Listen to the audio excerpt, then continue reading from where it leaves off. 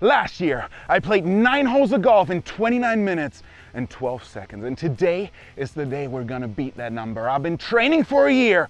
Perfect nutrition. We even carb loaded yesterday night. 8.5 hours of sleep. And now it's time to... No, I'm just kidding. Today, we're actually cheating with this guy who's gonna help me move my legs. And let's see if that's actually gonna help. 9 holes of golf, 300 yards on the first one. We brought a driver this time. Let's go. 300 yards today, no wind. There's gotta be like a little bunt with this driver. Let's go. Let's put this close to the green. Gotta cut it maybe a little bit. Oh, that might be really good. Let's go! Well, you've heard me say it. 29 minutes and 12 seconds is the number to beat from last year's speed golf session. And today, I got a little bit of help with the running. The Hypershell X Pro is supposed to help me with 40% more leg strength and 30% less physical exertion. So let's see if that actually helps, because I also have to play some golf. And depending on how I play, I might need longer or shorter per hole.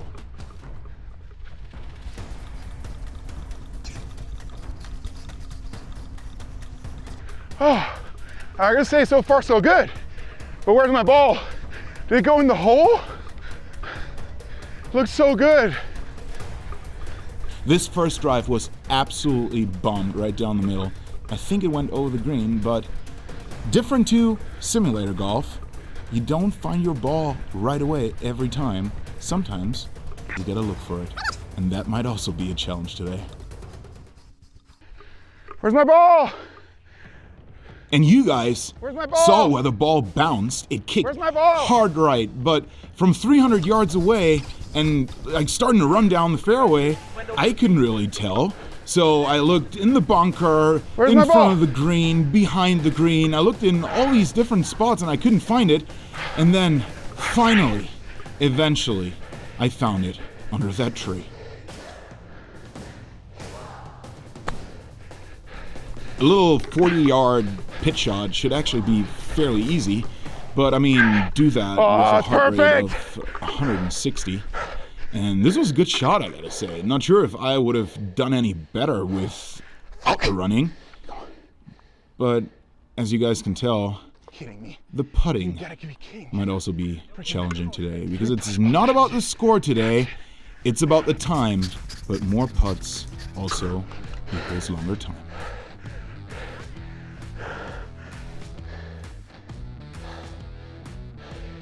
All right.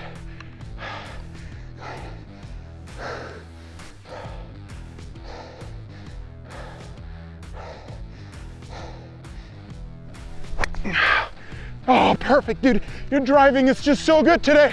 I can see it. I can see it. Woo! And as you can tell, I was extremely happy with my drive on this hole. Hole number 2 is definitely the toughest one of these 9. And that's why I went with a banana cut and I hit it right in the middle of the fairway. At least I thought it was going to be in the middle. A little surprise, still coming. Nothing much up here. Oh, it's still draining.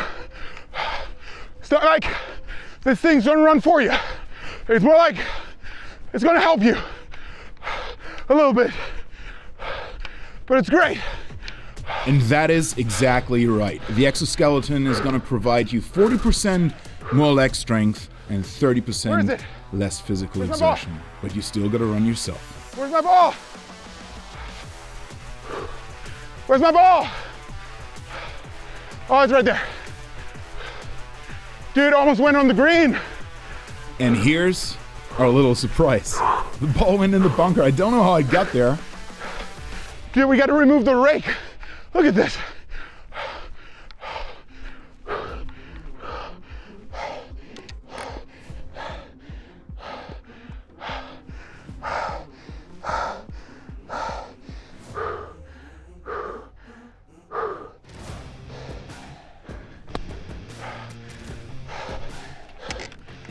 And I'm actually happy with that. I only have a 54-degree wedge available, and this is like a 25-yard bunker shot, one of the toughest shots in golf. And leaving that a little bit short, is fine. But to save a little bit of time, I went with a one-handed putt. Left a little short on line, but should be okay. Let's see if I can make it. And yes, maybe in the future, Let's go. I should putt more with one hand. And off to hole number 3. We have a par 3 coming up. Not very long. There's water in front of the green, but the 54-degree wedge should be absolutely perfect for this.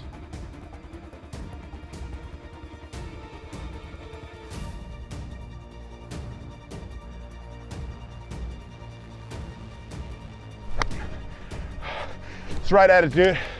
Right freaking at it. And that was actually a really good shot. And every time I approach the golf ball, I have this little game going on. Should I leave myself a little bit more time for the shot or really hurry up and save time? Because every single one of these shots could either add time or take time off of the clock.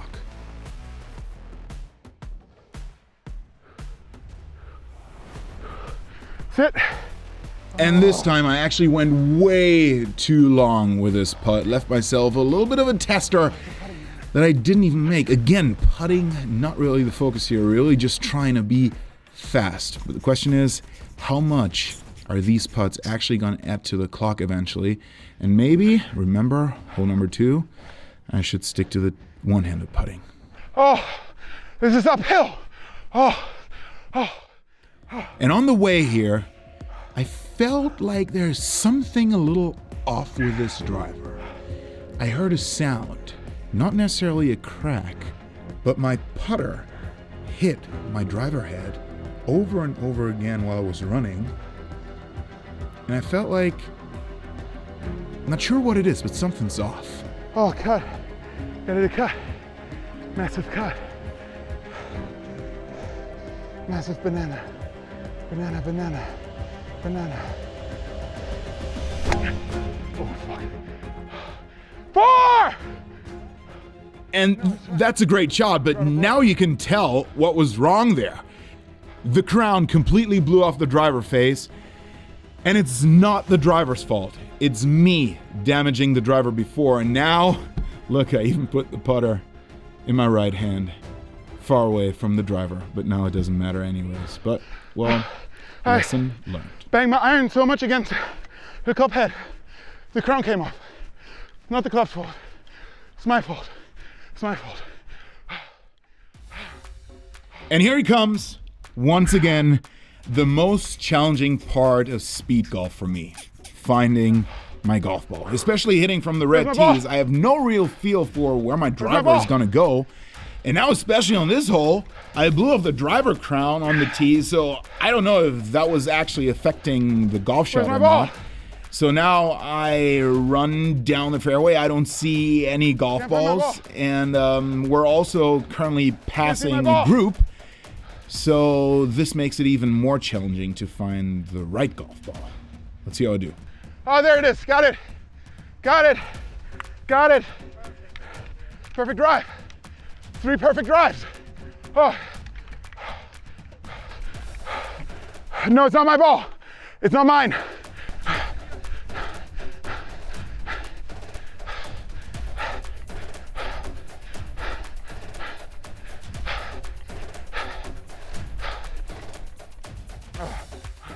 And here he comes.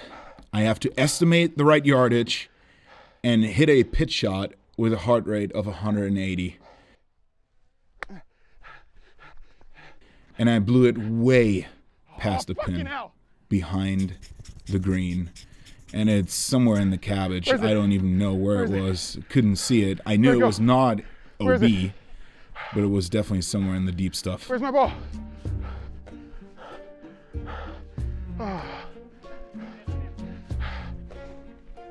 Oh, goodness. And that shows you how thick that stuff is. Barely got it out of there. And now the ball didn't want to sit.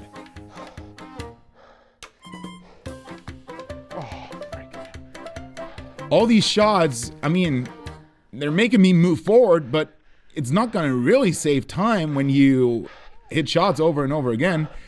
And this driver is not necessarily the right club for these putts either.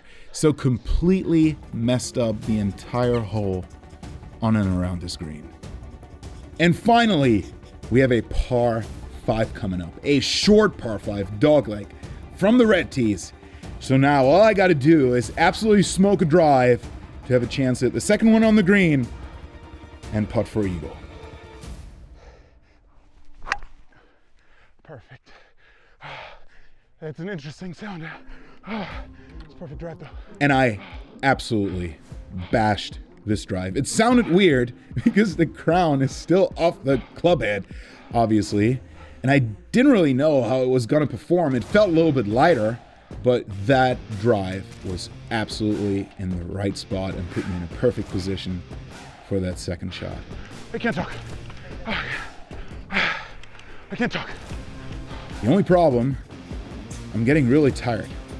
I'm really exhausted, and this hole is uphill.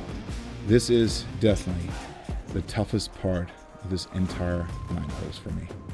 And I thought this ball was going to be in the fairway, but I didn't really see anything. So now, with these shades and like the sun and all the leaves, it's not that easy to find it. So I was extremely happy, and my boys were a couple yards in front of me and found that ball before I did. So now I had a little wet shot. This was, I estimated, 90 yards to the flag, and I really just wanted to put this on the green so I can putt for eagle. And that's what I did. I don't think I realized what actually happened because I was so exhausted that this ball was on the green. And this next putt for eagle is gonna break left to right. But all that matters to me right now, I don't even grip the cup correctly. All that matters to me is to speed up. This one left it a little short, still putting for birdie. I missed it low again, but at least I thought I was gonna make a par, but I made a bogey. This is 2 shots to the green and 4 putts. You still have any questions what the problem is today? It's definitely not the running. It's the putting on the greens. Another par 5 coming up. My favorite hole of Munich Golf Club. From the red tees, I can send it all the way to the right, almost at a direct line to the green. And this was by far Dude, my driving today is unbelievable. Drive of the day. Bashed it right in the center of the club face, and it went over all these trees, and I'm expecting it just short of the green. For many people, the first thought would be, isn't this cheating? I don't really need it. But imagine this, you're traveling and you're too exhausted to visit a one place you truly want to see. Or you're hiking and your legs give out before you even reach the summit. An ExoSkeleton doesn't replace your effort. It simply saves your energy so you can use it where it truly matters, to reach the view you came for, to go farther than fatigue would normally allow. What if your next peak wasn't a question of if, but just part of the plan? With Hypershell, distance no longer limits your curiosity, it fuels it. And what I love most is that this product is designed for everyday life. While it won't directly boost professional athletic performance, and it doesn't take away your effort, it makes everything feel lighter, easier, and more enjoyable. It encourages you to get moving, to step outside, to embrace nature, to sweat, and to rediscover the joy of the outdoors. Thank you, Hypershell, for sponsoring this video. And now back to the action, to me sweating and enjoying the outdoors, and especially the putting.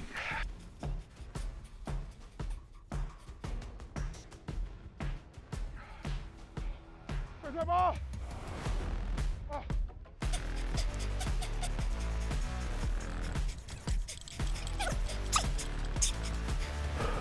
First cut lie, 90 yards to the pin, at least that's what I estimated, and a 54-degree wedge in hand.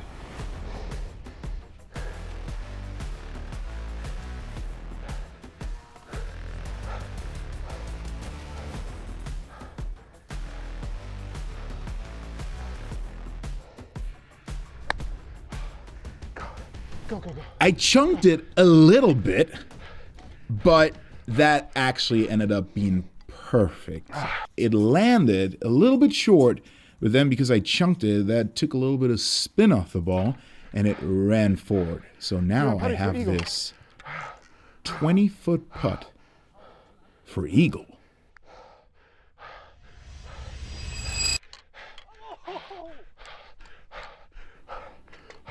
And are you kidding me?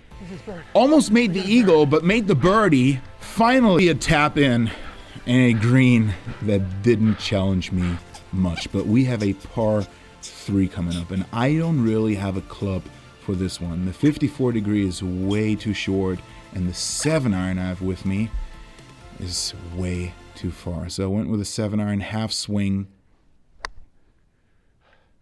Oh, sit.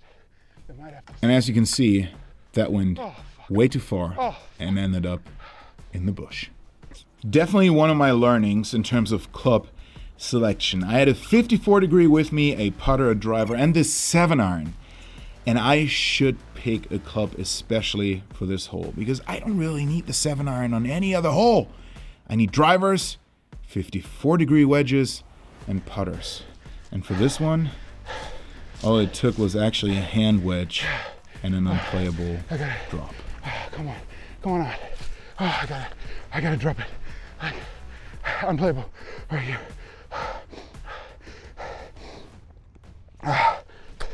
Oh, come on. That second chip was great. My excuse for the first one is I actually hit the bush in my backstroke, but didn't really add that much time to the clock. So now all that matters is get the ball in the hole. And that's what I did. Finally a 2-putt. Off to hole number 8, a par 4, dogleg right, with a lot of bunkers around the green, and I cannot go full throttle. I have to hit this little banana cut to make it land somewhere around the green.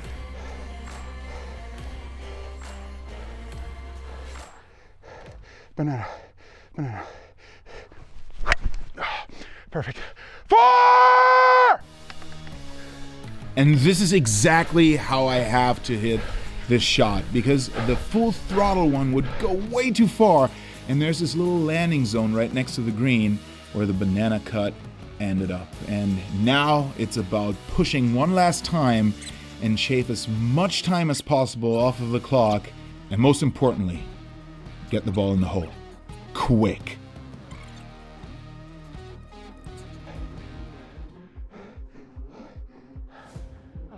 Little bit of a breather here, waiting for the group to clear the green, and I actually appreciated that. I needed a little bit of time to get my heart rate down, to really focus on this pitch shot and put it on the green to get in the hole as quickly as possible.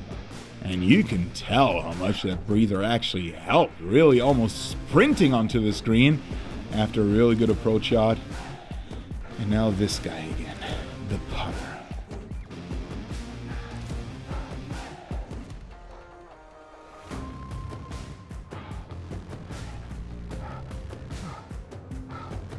Good enough.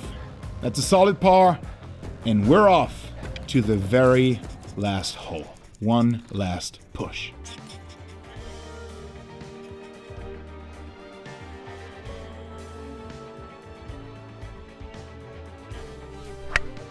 And I gotta say, this broken driver is still performing exceptionally well. This ball was absolutely bashed. It was a little bit on the left side, but it went through the tree. It pierced the tree and should be somewhat next to the green. It should be really, really close. So now my main focus is the running. I gotta push through one more time. The ExoSkeleton is helping me, but still, I gotta do a lot of work. And I gotta get my heart rate to a point where I can focus up and finish the hole quick. And here we go. Same old problem of Martin playing speed golf. I have to find my balls. I haven't hit a lot of balls in the fairway actually, but thank goodness My team found the ball, Jacob found it, identified it, and from here I can hit it onto the green.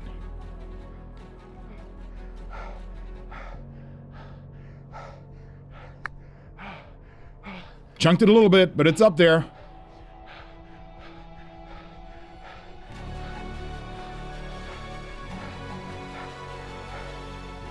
And as you can tell, not only my legs are hurting, but also there's not a lot going on in my brain right now. I'm really just trying to somehow put this ball in the hole and be done. And we actually did it. We improved our time, not by 30%, but that simply gets to show you this game is not only about the running, it's also about the golf, about finding your golf ball, about putting the ball in the green, and especially the putting, as you just witnessed. Tell you one thing, we still gotta run